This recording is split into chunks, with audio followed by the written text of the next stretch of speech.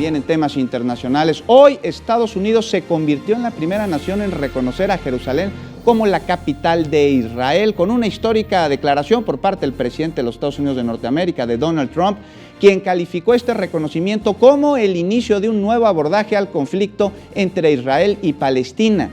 Tras el anuncio, comenzó el proceso para que la embajada estadounidense abandone Tel Aviv.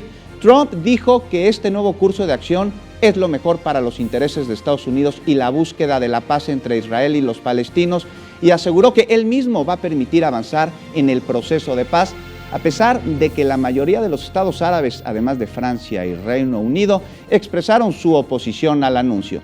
Y al respecto, ¿cuál es la postura de México?